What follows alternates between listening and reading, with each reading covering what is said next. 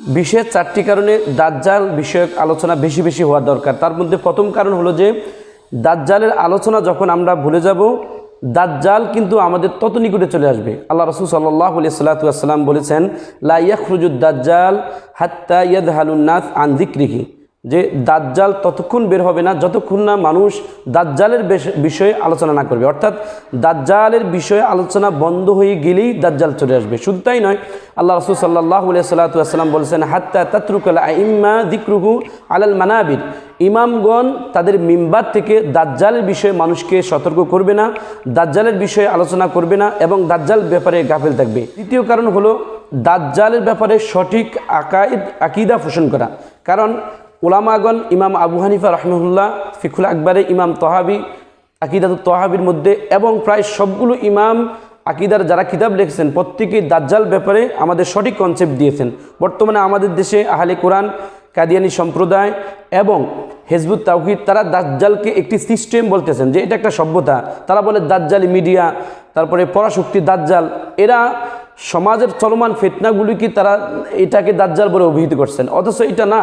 আল্লাহ রাসূল সাল্লাল্লাহু আলাইহি ওয়াসাল্লাম দাজ্জাল যে কোনো সভ্যতা নয়, বরং একটি স্বতন্ত্র ব্যক্তি, এই বিষয়টা আল্লাহ রাসূল সাল্লাল্লাহু আলাইহি ওয়াসাল্লাম হাদিসে স্পষ্ট করেছেন। আমরা যদি সহিহ বুখারীর কিতাবুল ফিতান অধ্যায় দাজ্জাল সম্পর্কে যদি আমরা আলোচনাগুলো পড়ি এবং হাদিসগুলো পড়ি, তাহলে বুঝতে পারি আল্লাহ রাসূল সাল্লাল্লাহু আলাইহি ওয়াসাল্লাম স্পষ্ট বলেছেন, কাআন্নাহু আইনাহু আইনাবাতুত তাফিয়া, যে তার যে চোখটা, এই চোখটা ফোলা আঙ্গুরের ন্যায় হবে। মাকতুবুন বাইনা আইনাইহি কাফারা, তার কপালের মধ্যে কাফার র লেখা থাকবে। তার চুলগুলো যে কুকড়ানো এটাও থাকবে। এবং সে যে মদিনার মধ্যে যাবে, ফাতারজফু ফিল মাদিনাতি সালাসাতা রাজাফাত, যে মদিনার মধ্যে তার যেই পায়ের আঘাতে যে 3টা কম্পন হবে, এইটাও আল্লাহ রাসূল সাল্লাল্লাহু আলাইহি ওয়াসাল্লাম হাদিসের মধ্যে বর্ণনা করছেন। এবং তার সাথে যে 70,000 ইহুদি সহ সে যে বের হবে, এটাও হাদিসে আসছে। শুধু তাই নয়, ঈসা ইবনে মারইয়াম আলাইহিস সালাতু ওয়াসসালাম তিনি যে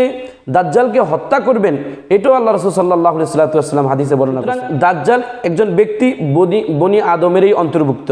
আর এই বিষয়ে মানুষদেরকে সুস্পষ্টভাবে আমাদেরকে খুরুজুদ দাজ্জাল বের হবে স্বতন্ত্র ব্যক্তি হিসাবে, এটা আমরা স্পষ্ট করব।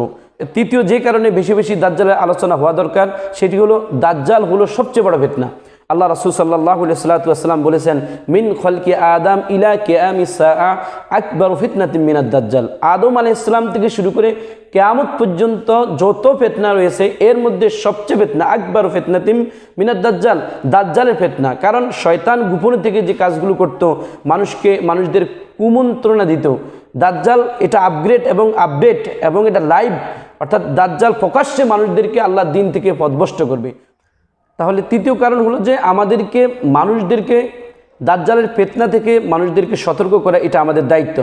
4 নম্বর যে কারণটি হলো, সেটি হলো দাজ্জালের বিষয়ে আমাদের মানুষদেরকে সতর্ক করার পাশাপাশি কিভাবে দাজ্জালের ফিতনা থেকে মানুষদেরকে রক্ষা করা যায় সেই বিষয়টি হাদিসের আলোকে, কোরআন সুন্নাহর আলোকে উপস্থাপন করা। দাজ্জালের ফিতনা থেকে বাঁচার জন্য আল্লাহ রাসূল সাল্লাল্লাহু আলাইহি ওয়াসাল্লাম ইস্তাঈযু ফিস সালাতে মিন ফিতনাতিদ দাজ্জাল, আল্লাহ রাসূল সাল্লাল্লাহু আলাইহি ওয়াসাল্লাম দাজ্জালের ফিতনা থেকে বাঁচার জন্য তিনি নামাজের মধ্যে আল্লাহ সুবহানাহু ওয়া তাআলার কাছে আশ্রয় চাইতেন। আল্লাহ রাসূল সাল্লাল্লাহু আলাইহি ওয়াসাল্লাম বলতেন, আল্লাহুম্মা ইন্নী আউযু বিকা মিন ফিতনাতিল মাসীহিদ দাজ্জাল। আর আরেকটি হাদিসের মধ্যে আল্লাহ রাসূল সাল্লাল্লাহু আলাইহি ওয়াসাল্লাম বলেছেন, মান হাফিযা 10 আয়াতিন মিন আওয়ালি সূরাতিল কাহফ আসামাল্লাহু মিন ফিতনাতিদ দাজ্জাল, যে ব্যক্তি সূরাতুল কাহফের প্রথম 10টি আয়াত মুখস্থ করবে, আল্লাহ সুবহানাহু ওয়া তাআলা তাকে দাজ্জালের ফিতনা থেকে রক্ষা করবেন।